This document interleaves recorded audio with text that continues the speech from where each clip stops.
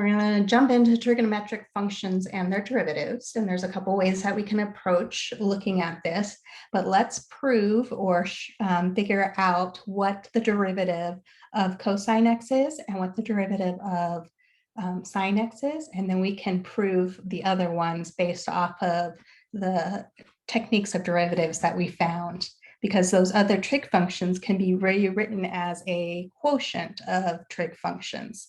And if we have a quotient, we can use that quotient rule taking the derivative. So let's look at this. So let's say we have f of x is equal to cosine of x. And we want to find the derivative.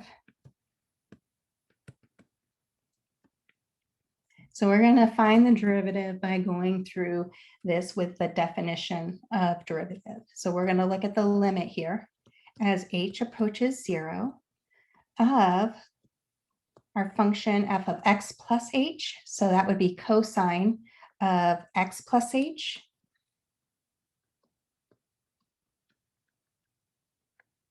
minus f of x, which is cosine of x, all over h.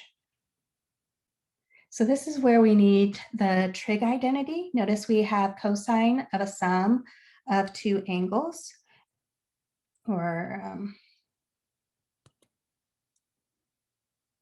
radians, sum of radians.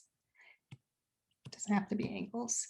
So recall, if you have cosine of a plus b, so I remember the sum of angles or difference of angles for cosine is always cosine, cosine, sine, sine, but opposite.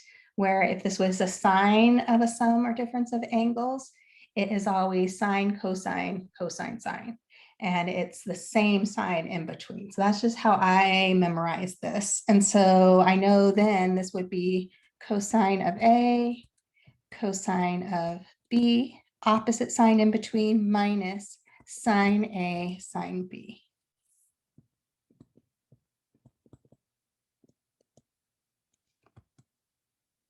So let's use that to rewrite cosine of x plus h. So bringing down our limit, we have the limit as h goes to 0. And using our rule, we know this is cosine of x,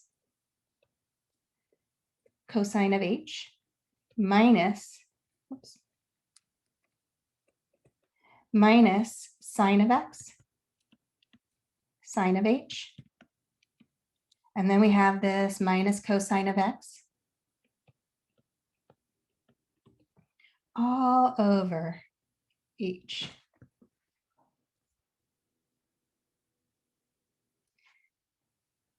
Okay, so I notice if I go in here and I plug in 0, I am going to get 0 over 0. So this doesn't tell me anything. And so I need to go in here and I need to manipulate this. So when we manipulate this, we're going to rewrite the order of our trig functions in our numerator. And so doing this, we have the limit as h approaches 0 of cosine of x, cosine of h. And then let's bring over this minus cosine of x. And then minus sine x, sine h.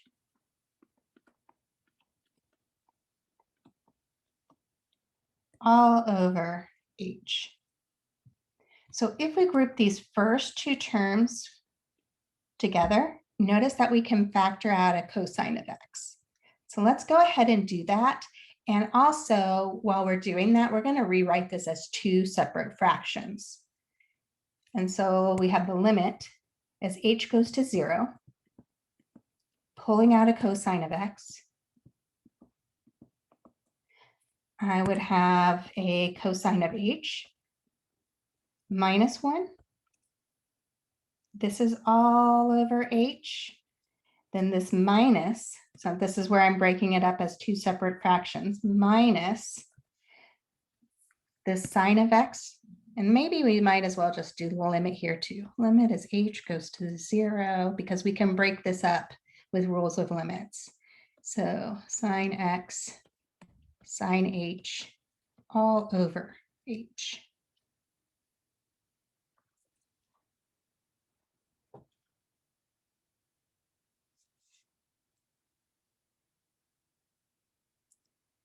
Now look at this. If we go in here, first of all, this cosine of x, this is a function that is not in terms of h. And we're looking at this limit as h is approaching 0. And so technically, we can pull this cosine of x outside of our limit.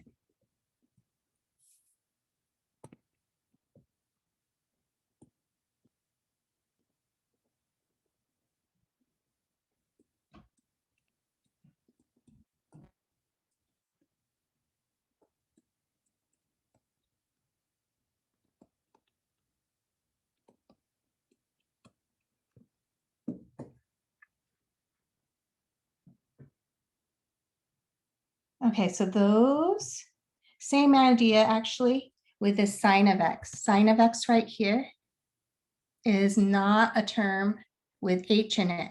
So we could technically pull this sine of x, let's just do that right now, out here.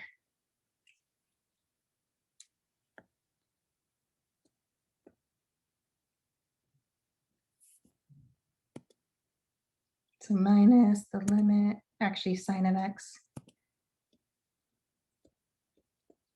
And then the limit times the limit as h goes to 0.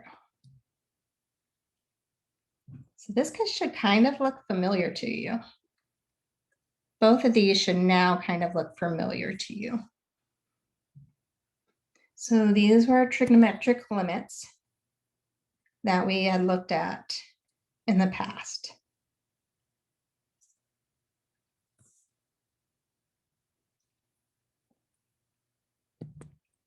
So the limit, recall,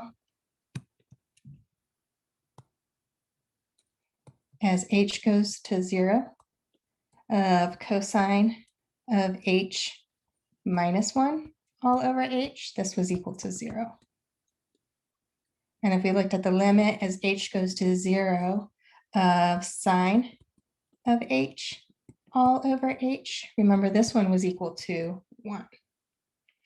And so right here we have cosine of x times 0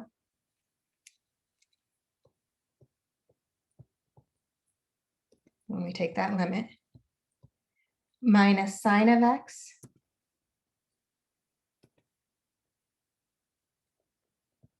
times, well, this limit right here,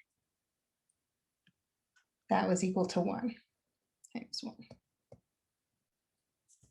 Well, anything times 0 is 0, and so we have negative sine of x.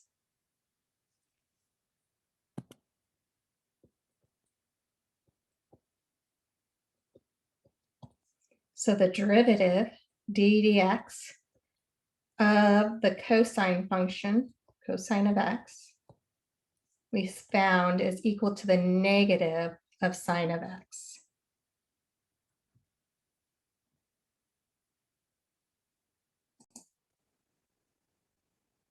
Okay, so now we have the derivative for cosine of x, which is negative sine of x. Now let's do the same thing for sine of x. Let's find the derivative using this formal definition.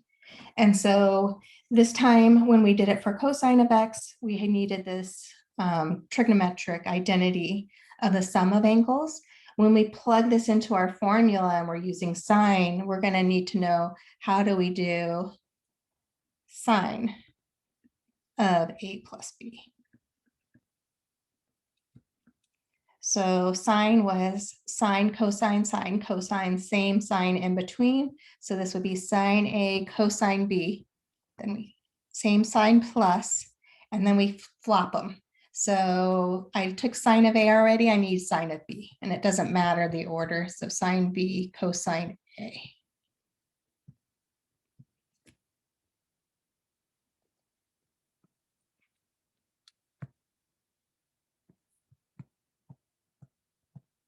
So we're going to need to know, use that identity, And then we're also going to use these two trig identities that we learned in the last chapter to derive the derivative for sine of x. Maybe we'll pull it over here. So we're going to have let f of x equal sine of x and find the derivative. So we could write it as df dx if we wanted to. Same thing, but different notation. So we're going to do it the same way. We're going to look at the limit as h goes to 0 of f of x plus h. So this is sine of x plus h minus f of x, so minus sine of x, all over h. We're going to now use the sum of two terms for sine to rewrite it. And so rewriting this sine of x plus h, we have sine of x cosine of h plus sine of h cosine of x. And then we have this minus sine of x all over h. So we want to regroup it. Do we have to regroup it? Yeah, we need to regroup it so that we could take the limit. We're going to factor out what they have in common. So we're going to look at this piece here. I know it has a sine x, and this piece here has a sine x. So let's regroup that and pull out the sine x. So we have the limit as h goes to 0. And if I pull out the sine x and then regrouped it, I would have been left with a cosine of h. And if I pulled it out of here, I'm left with a minus 1. We're going to rewrite it as two separate fractions like we did the other one. And then it's going to be plus the limit as h goes to 0 of sine of h cosine of x all over h. So we just moved our terms around and rewrote it as two separate fractions. And the sum with limits is the same thing as the limit of each sum, or limit of each piece. So same idea, we want to pull out the terms, if we can, that don't have the variable h in it. And so we can pull out sine of x. It's kind of like a constant out in front. Same thing with cosine of x. You can pull that out front. So doing that, we have this sine of x, the limit as h goes to 0 of cosine h minus 1 all over h, plus pulling the cosine of x out front. The limit as h goes to 0 of sine of h over h. So this was 0. So 0 times sine of x is 0. And limit as h goes to 0 of sine h over h, this was 1. And so we're left with that the derivative d dx of the sine function, sine of x, is going to have to equal positive cosine of x. So notice they're almost the same. Sine is, I think of it, sine is cosine, cosine is sine. I know one is positive and one is negative. And the way I remember which one is positive and which one is negative is based off the slope of the function. So if we think about the cosine function, normally cosine at 0 started at 1, at pi half, so we got back down to 0. And so notice right here, our function is decreasing.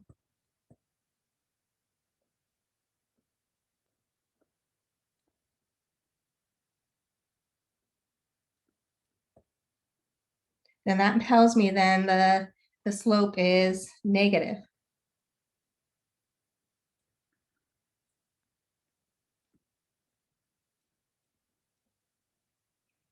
And notice cosine has the negative piece out in front. Where if I had looked at my sine of x function, remember sine starts at the origin and then at pi halves, it reaches the max of 1. And so if I'm thinking about how it starts out, my function in here is positive. So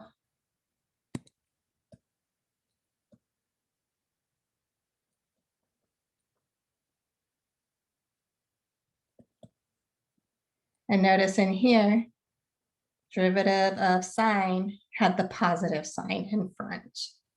So that's just kind of how I remember which one is positive, which one is negative. I know that they're the one is the other of the tongue twisted. So the derivative of one gives me the other, either positive or negative. Look at where we're originally doing is the slope positive or negative when we start graphing this at the origin to the right.